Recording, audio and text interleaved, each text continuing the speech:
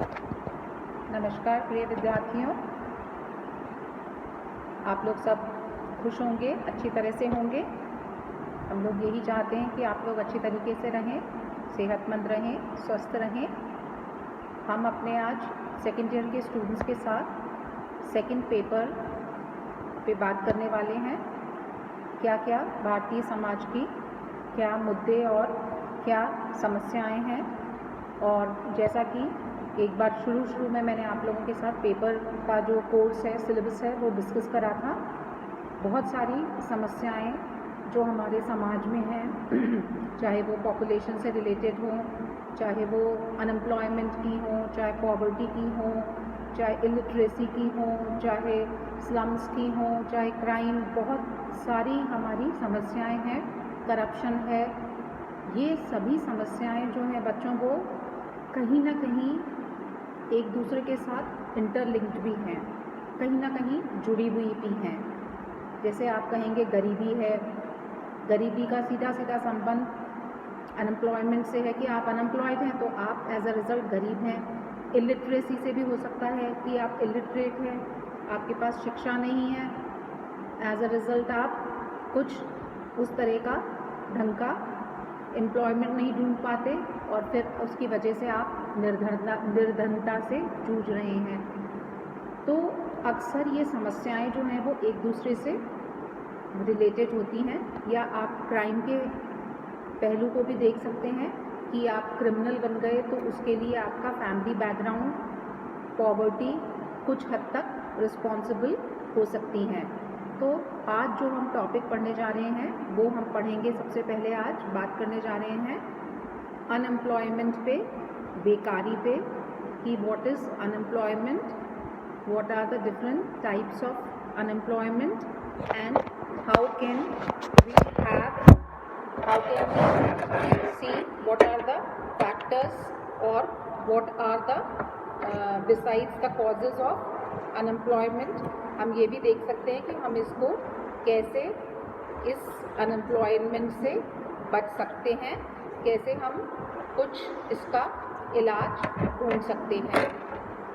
तो बहुत सारे देश विश्व के इस बेकारी की समस्या से जूझ रहे हैं और ये सिर्फ समस्या एक औद्योगिक दृष्टि से पिछड़े हुए देशों की ही नहीं है, हम कह सकते हैं, बल्कि बहुत सारे जो संपन्न देश हैं वो भी अनएम्प्लॉयमेंट की प्रॉब्लम से जूझ रहे हैं। अब औद्योगिकरण, बैंक व्यवस्था, मशीनीकरण, इसने मानव को बहुत सारी सुविधाएं दे दी हैं।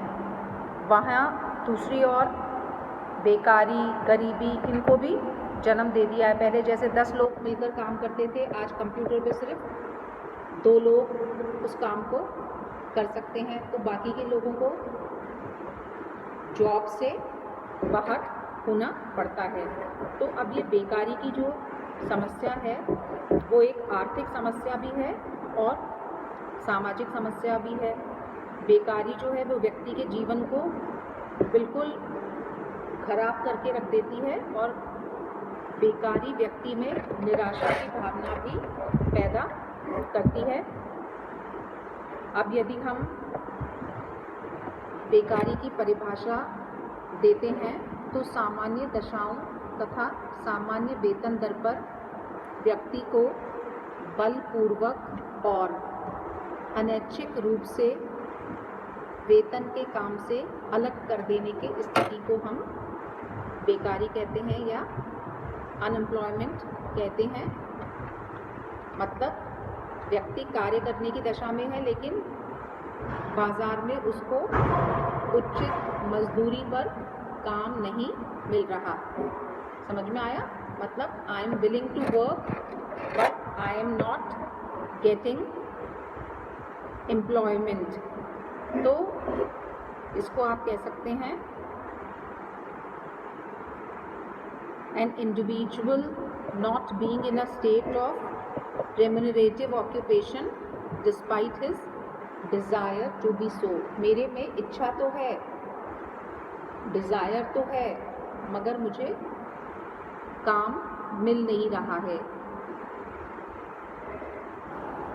एक परिभाषा जी.आर. मदान की है। उसमें वो लिखते हैं कि उस देश में बेकारी है जहाँ स्वस्थ शरीर वाले ऐसे व्यक्तियों को मजदूरी के सामान्य स्तर पर काम नहीं मिल पाता जो काम करना चाहते हैं। वापस वही बात घूम फिर कर आ गई कि विलिंगनेस टू वर्क है मगर काम आपको मिल नहीं रहा है। तो बेकारी श्रम बाजार की वह दशा है जिसके अंतर्गत श्रम शक्ति की पूर्ति कार्य करने के स्थानों से अधिक होती है। तो अब हम इसके कुछ इम्पॉर्टेंट कैरेक्टरिस्टिक्स या एलिमेंट्स देख सकते हैं। तत्व जिसे आप कहेंगे, 5 प्रमुख तत्व हम देख सकते हैं। सबसे पहले तो हमने देखा कि इच्छा है ना। सबसे पहले तो आप इच्छा रखते हो काम करने की और काम मिलता नहीं हो। नंबर 2 योग्यता। अब सिर्फ इच्छा ही होगी उससे काम मिले ऐसा भी नहीं है। तो आपके पास शारीरिक योग्यता, मानसिक योग्यता जो भी रिक्वायर्ड है उस काम के लिए वो भी होनी चाहिए। Number 3 efforts are needed. प्रयत्न, व्यक्ति में काम करने की इच्छा और योग्यता है मगर वो कोशिश ही नहीं करना चाहता। मैं काबिल तो हूँ मगर मैं हाथ पे हाथ धर के बैठूंगी तो अपने आप तो मुझे काम मिल ही जाएगा। एंड 4th पॉइंट इज आर्थिक उद्देश्य। आर्थिक उद्देश्य में क्या, व्यक्ति द्वारा काम करने का उद्देश्य धन अर्जन करने का होना चाहिए। धन अर्जन करने का मतलब कपड़े बनाने वाला एक व्यक्ति है, मान लीजिए कोई दर्जी है, तो उसको कोई और काम नहीं मिलता है तो वो परिवार के बच्चों के लिए कपड़े बनाए जाते हैं। और यह स्थिति भी बेकारी की स्थिति, उससे तो कुछ काम नहीं मिलेगा ना। आप घर के वाले दर्जी और घर के लिए कपड़े बना रहे हो, बाहर बेच नहीं रहे, तो वो आर्थिक उद्देश्य की पूर्ति नहीं हो रही है। और अंत में योग्यता के अनुसार पूर्ण कार्य। यदि एक व्यक्ति को जिस कार्य और पद के लिए वह योग्य है उससे कम कार्य और पद प्राप्त है तो इस आधार पर प्राप्त होने वाली आय भी कम है और हम उसे पूर्ण रोजगार प्राप्त व्यक्ति भी नहीं कह सकते, आंशिक रोजगार प्राप्त व्यक्ति ही कहेंगे, है ना। मान लो आपने बहुत पढ़ाई कर रखी है, आपने MA कर रखा है, LLB कर रखी है और आप एक चपरासी की नौकरी कर रहे हैं, तो उस केस में योग्यता के अनुसार आपको कार्य नहीं मिला है, आप तो you are much more qualified. तो इसलिए बेकारी वह दशा है जिसमें एक व्यक्ति को काम करने की इच्छा रखने और धनोपार्जन करने हेतु प्रयत्न करने पर भी पूर्ण रोजगार प्राप्त न हो। पूर्ण रोजगार इम्पॉर्टेंट है क्योंकि आंशिक तो हमने देखा हो सकता है, थोड़ा बहुत तो। इन अदर वर्ड्स हम कह सकते हैं कि बेकारी वह अवस्था है जिसमें शारीरिक दृष्टि से स्वस्थ और समर्थ व्यक्ति को जो कार्य करने की इच्छा रखता है प्रचलित मजदूरी दर पर काम मिलता नहीं है, है ना, काम नहीं मिलता है, तो वो भी बेकारी की ही दशा है। अब ये तो हमने देखा कि बेकारी है क्या। इसके बाद हम नेक्स्ट देखते हैं कि ये किस किस तरह की हो सकती है। What are the types of unemployment. सबसे पहले हम बात करते हैं, जैसे अभी हमने देखा था, टेक्नोलॉजिकल अनएम्प्लॉयमेंट, प्रौद्योगिकी बेकारी। उद्योगों में मशीनीकरण एवं नवीन आविष्कारों के फलस्वरूप मानव शक्ति का प्रयोग घटा है। उत्पादन के बहुत से कार्य स्वचालित यंत्रों के द्वारा होने लगे हैं और उनमें लगे व्यक्तियों की संख्या कम होती जा रही है, तो परिणाम स्वरूप बेकारी बढ़ती जा रही है। क्योंकि पहले जो काम बहुत सारे लोग करते थे, अब वो काम कम लोग ही कर लेते हैं तो बाकी के लोग जो हैं वो बेकार होंगे।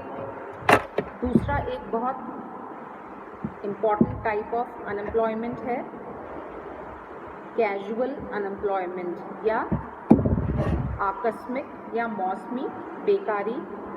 अब बहुत सारे ऐसे काम होते हैं जिनमें पूरे साल हम देखते हैं कि ऊपर नीचे उतार चढ़ाव होता रहता है। कभी जैसे कोविड आ गया तो अब हमको मज़दूरों की ज़रूरत ही नहीं है बिल्कुल, है ना। कभी ज़्यादा ये हो गया, शादियों का सीज़न हो गया तो बहुत सारे इसकी ज्वेलरी की और इनकी कपड़ों की दुकानें चल जाएंगी। वरना मान लीजिए बहुत महंगाई हो गई तो कम कोई चीज़ बिक रही है, या आपकी खेती बाड़ी है, फसल काटने के समय बहुत ज़्यादा मज़दूरों की आवश्यकता होती है। तो इस प्रकार की बेकारी मज़दूरों में गतिशीलता उत्पन्न कर देती है और वे रोज़गार की तलाश में शहरों की ओर जाते हैं और ऐसे व्यवसायों में लगे लोगों के जीवन में क्या होता है, असंतुलन की स्थिति पैदा हो जाती है या अस्थिरता पैदा हो जाती है। तो ये सीजनल अनएम्प्लॉयमेंट जो है वो एक बहुत इम्पॉर्टेंट है और बहुत बार देखा जाता है सीज़न के हिसाब से लोगों को एम्प्लॉयमेंट मिल जाता है, rest of the time they are unemployed. तो ये भी एक बहुत हम कह सकते हैं कि पूरे साल भर आपके पास जॉब नहीं है, पूरे साल आप एम्प्लॉयड नहीं हैं। बहुत सारी जगह कॉलेजों में भी ऐसी नौकरी होती है जहाँ पर आप 10 महीने पढ़ा रहे होते हैं और जब कोर्सेज ख़त्म हो जाते हैं एग्ज़ामिनेशन से पहले, जब बच्चों की प्रिपरेशन लीव्स चालू होने वाली थी, उस समय आपको डिसकंटिन्यू कर दिया जाता है कुछ समय के लिए। तो वो भी हो गया कि भाई एक सीज़न में आप खाली बैठे हुए हैं। तो these are the 3 types of unemployment which we have talked about. Thank you. We will continue with this tomorrow.